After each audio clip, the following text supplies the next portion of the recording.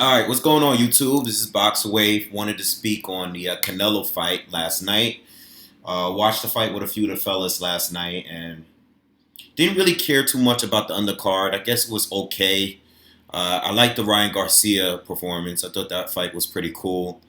Uh, I've hated the Saddam Ali Mauricio Herrera fight. That was a really really boring fight. Uh, the Tevin Farmer fight was okay. I thought it should have been stopped a little earlier. Um, well, it should have been stopped because it went to a decision. Sometimes when a guy's getting hit that much, and even though Farmer couldn't really put him down and put him away, I think sometimes like the corner is like, "Yo, what are you doing?" This is why guys go to the hospital and end up dying because you're just getting hit with power shots and you're not going down. The guy is tough, but there was no point in that fight where I felt like he was coming back or had the momentum going. Especially in the last, I think maybe the ninth, 10th rounds, where the 10th Farmer was just landing multiple uppercuts back to back, and I'm like, look at this guy's face. Why keep him in there? So I think that fight should have been stopped, but the undercard was okay. It's unfortunate that the David Lemieux fight didn't happen with Terriano Johnson. I was looking forward to seeing that fight. Uh, Obviously, I care for David Lemieux if he went to the hospital and he was weight drained. And, listen, I want him to be healthy. I hope he's okay. But with all that being said, if you can't make the weight anymore, don't fight at 160. Just don't do it. You can't do it, and he struggled to make weight before.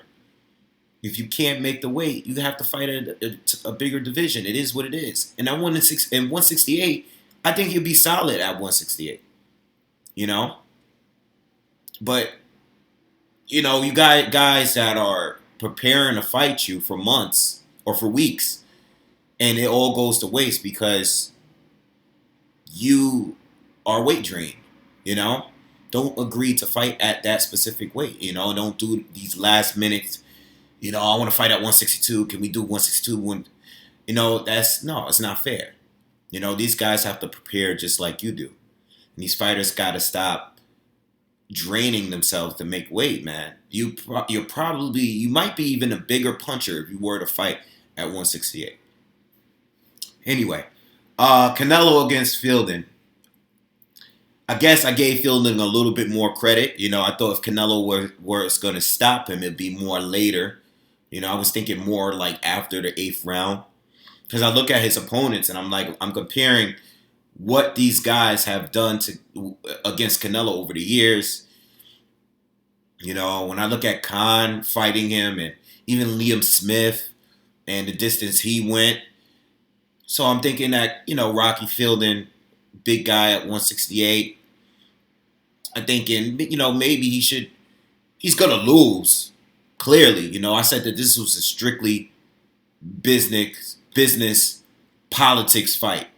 This is all about Canelo's first fight, being at the zone, gaining some viewers, seeing what the numbers look like. This is not a fight that. This is more. Well, I thought it was more in between, as far as the opponents and the opposition that Canelo has been facing over the years. When I look at Triple G, when I look at Lara, these are the elite fighters that Canelo faced. But when I think of Liam Smith, when I think of James Kirkland, guys like that, those are like the kind of lower level guys that I know is just there as a stay busy fight. I thought Rocky Fielding was a little bit in between, a fight that, was going to be entertaining. And it was entertaining for the little bit of time that it lasted. So I gave him a little bit more credit. I thought he would do better. He didn't. He went down in the first round, and I was like, what the hell? We all were watching like, is this guy serious? He's down already, I know Canelo has power. Not trying to dispute that at all. But, man, this guy was down quick. This guy was weak, you know? But it is what it is. I mean, the fight it is what it is. I think Canelo, Rocky came out fighting, looked very jittery, looked very nervous, didn't really know what he wanted to do in there. I'm sure he had a game plan going in there, and it didn't really work out for him early, and he looked very nervous, and he just kind of just went with the flow. He started fighting from the outside a little bit, which I predicted him to do, and I figured, he would be getting outboxed early and then try to fight an inside fight with Canelo. The problem is, I think he should have stayed on the outside. As much as he didn't like getting punched in the face, those body shots were brutal. He definitely wasn't going to win an inside fight with Canelo. He was getting slaughtered in there. And, he's not a bad inside fighter. But after that first knockdown, and even after the second round, I'm thinking like, all right, this guy is going to switch it back up and go back on the outside and start boxing a little bit again. And he didn't. He kept keeping it close range. He kept allowing Canelo to get him against the ropes, which is the worst thing you can do. And Canelo dominated and did his thing. Canelo did what he does. He did what he does, And that's it. It's not much to really talk about. Everything to talk about is what is Canelo going to do? What is he going to do? I mean, is he going to stay at 168? It's always an option. I don't think these champions at 168 are that great. I think all of the fights are very possible of happening. I think the only fight that I seriously doubt, I think the last person out of the champions and top fighters at 168 and 160, I think the last fight that would actually happen is a fight with Callum Smith. I definitely don't see them making that fight. But as far as guys at 168, I think they're all believable. I think a fight with Gilberto Ramirez is real. That could happen. That could happen. If a guy has 10 more fights to go in his contract with his own, Ramirez is possible. I don't think he's like unbeatable. I think Ramirez is there. I think who's the other champ? Uzcategui. I think he's possible. I think that fight is possible. I don't think it would happen, but I wouldn't be surprised if it were to happen. I think even some of the other guys that's up there, Benavidez and the Eubank, I think these fights are all possible. Groves. I don't think the risk factor is that high for any of those guys. I think Canelo would do well against these guys. Callum Smith is the only one that I'm like, they wouldn't make that fight. But that's just about it. As far as 160, and I think Canelo's going to fight at 160 next. I don't think he's going to stay at 160. I think he's going to bounce around, move around, shop around and see what is available. He can do whatever he wants. As a boxing fan, this is what I would like. I would like Canelo to fight Canelo and every other fighter in this sport. I would want Canelo to fight Daniel Jacobs, Jermall Charlo, Saunders or whoever else there is at, Andrade. I would love Canelo to fight them all back to back to back. That's not going to happen.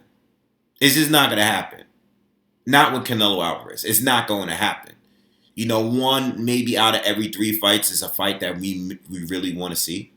He'll sneak in there a good fight against an opponent that's somewhat dangerous to him. But the majority of those fights in between, he's going to fight 1 or 2 guys that he's, a heavy favorite to win against. It's not going to work that way. I'm worried about Lemieux being his next opponent. Lemieux not being there, and I know they said he's weight drained and he was in the hospital and everything like that. But I'm actually worried that Lemieux is going to be his next opponent. I think Daniel Jacobs is the most realistic, and I wouldn't be surprised at a third Triple G fight. If I had to bet, if I had to pick 3 opponents out of everyone that Canelo could face, because Canelo could face anyone. I wouldn't even be surprised if he fought another guy at 154. I just wouldn't be surprised. Uh, but out of this huge pot of fighters, I see Canelo fighting Jacobs, Golovkin for a third time, or Lemieux. I don't think Jamal Charlo is going to be next, and I did a poll, got about 1,000 votes, and Jamal Charlo was over 40% of those votes on my channel. A lot of people want to see that fight. A lot of people want to see it. He is a mandatory for the WBC, so he's deserving of the fight. Is he more deserving than Daniel Jacobs? I don't believe so, but, I would like Canelo to unify. I just don't know if we're going to get it. I want Jacobs, I want Charlo, I want Andre. But I think Daniel Jacobs is probably the most deserving of the fight. He's done the most at 160. I don't want to see a third Golovkin fight. If it happens, of course I'm going to watch it. I like Golovkin a lot. Golovkin did well both fights. But to be realistic, I think Daniel Jacobs might get it. Either him or Lemieux. Or Golovkin. Who knows? Jamal Charlo is a fight that I think Jamal is probably going to have to fight another top guy before he gets Canelo. Like, I have a feeling, and I know he's the mandatory, and I don't know how the WBC, how the WBC is with Canelo. It's not going to really work out trying to pressure Canelo into a fight. Canelo fights who he wants to fight, and he will vacate a belt before anyone pressures him into a fight. And the WBC is not good at, following their own rules. They're all about the money. They're all about the money. All the sanctioning bodies. But the WBC is probably the most inconsistent out of all of the sanctioning bodies. All right? WBO is like a top rank, was an HBO title. We know how it works. I think the IBF is usually the most straightforward out of the 4 sanctioning bodies, the 4 majors. WBA has too many little bullshit titles, the silver, the platinum, the, all this other, they got too many titles. So, I don't know, we'll see. But one thing I want to say about Canelo, with all bullshit aside, when we're not bringing up the judges, when we're not bringing up, the fact that he cherry picks every once in a while, he's a really, really good fighter. Like, without a doubt. Going into the fight, I remember at one point I used to say he was ducking Lara. Even though I believe Lara won that fight, I think Canelo did better than I expected him to. I thought he was ducking Triple G. Canelo clearly did better than I thought he would. A lot better, especially in that second fight. All right. I think Canelo's skill set is real. I think his power is real. I think he's more powerful at the higher weights. All right. When he was at 154 and cutting down in weight, I noticed that he hit Cotto with some really, really good, clean counters. Hard, clean counters, and couldn't put him down. All right, Cotto kept coming. Cotto kept boxing very well against Canelo. And this is just a couple years ago, maybe a few years now. But, Cotto was clearly much smaller than Canelo in that fight. But when I see Canelo fight Chavez Jr. and a Rocky Fielding, bigger guys, bigger weights, okay? He seemed to dispose of these guys pretty easily. Julio Cesar Chavez just did not want to engage with this kid. at all. And I know Chavez Jr. is a little bit overrated, but still, he didn't want to engage. Rocky Fielding couldn't take the power. Liam Smith did at 154, did better than him. Rocky Fielding at 168 just couldn't deal with the power. Golovkin didn't want to deal with the power early on in that first fight. Didn't want to deal with it. Those body shots was ripping him, tearing him apart. I never seen Golovkin show so much respect to a fighter. Second fight, he was fighting backing up almost the entire fight. These guys at the higher weight classes are having a tougher time dealing with Canelo's power. 154, Angulo. Angulo was taking his power all fight long. And I don't even think the fight should have been stopped. So I think Canelo is stronger at these higher divisions. And say what you want. You may not like him. You may feel he's a cherry picker. You may feel that he has the judges and everything. I agree with some of that stuff. But at the end of the day, he's good. And, all of these guys, we can say what we want, but it's different when you're actually in the ring with him. Jamal Charlo, I'm going to be rooting for Charlo to win that fight. I hope Jamal wins. But I don't know, man. I don't know. Charlo struggled a little bit against some guys that, I think Canelo would destroy if he fight right now. And you know what? I think Charlo would destroy Rocky Fielding. Chavez Jr., Amir Khan, James Kirkland. Charlo would destroy some of those guys. Okay, he would. What would he do against Triple G? I don't know. I would have to see it. I said in my recent video about this fight that I did earlier this week, I'm not sold at any of these middleweight division guys. I'm not sold on any of them. I'm a little bit more sold on Daniel Jacobs because he's been in there with a lot of fighters now, and I understand that Jacobs fight on a level of his opponent. When he's having these little in between the Sergio Moras, the Calvin Truex fights, I'm like, he's all right. Who was a Reyes guy, the guy that just got a gift against Gabe Rosado recently.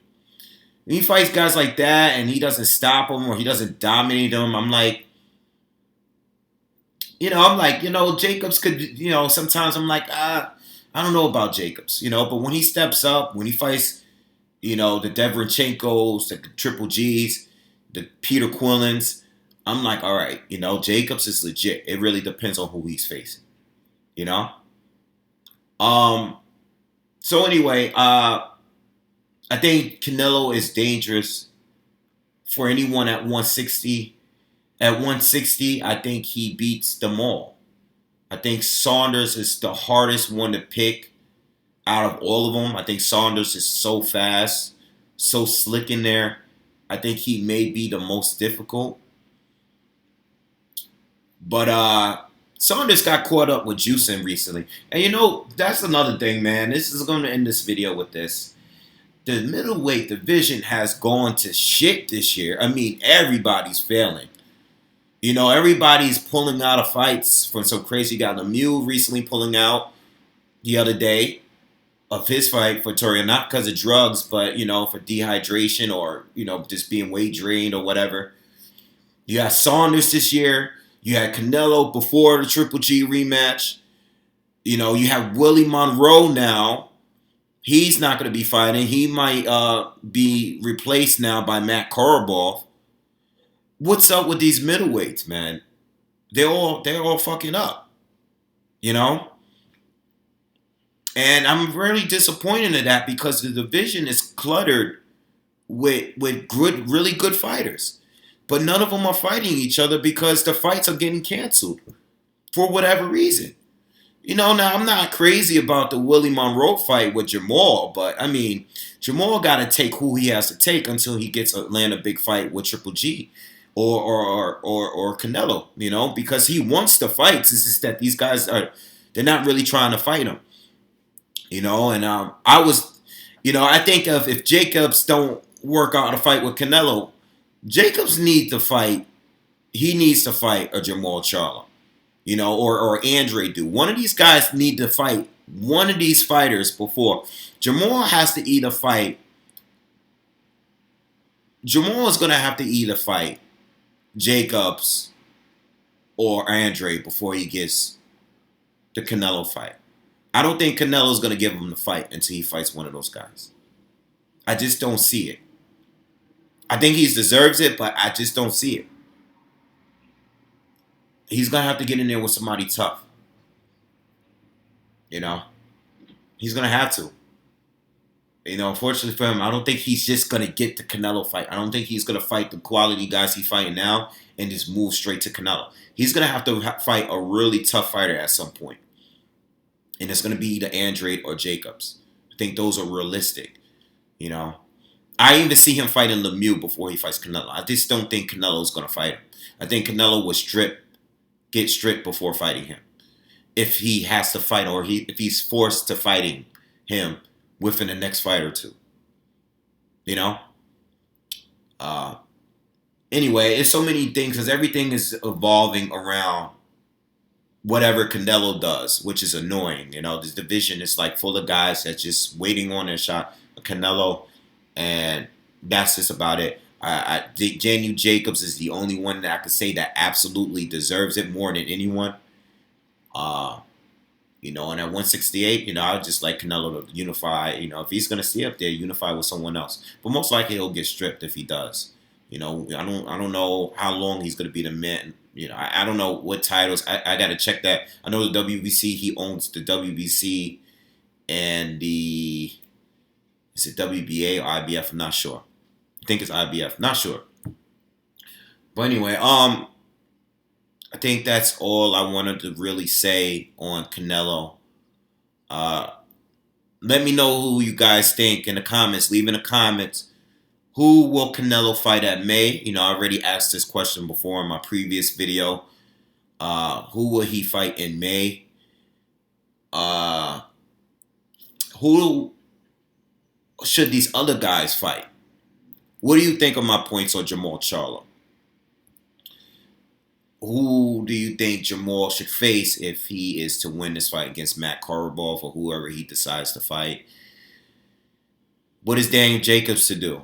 What are all of these guys to do at 160 that's waiting around?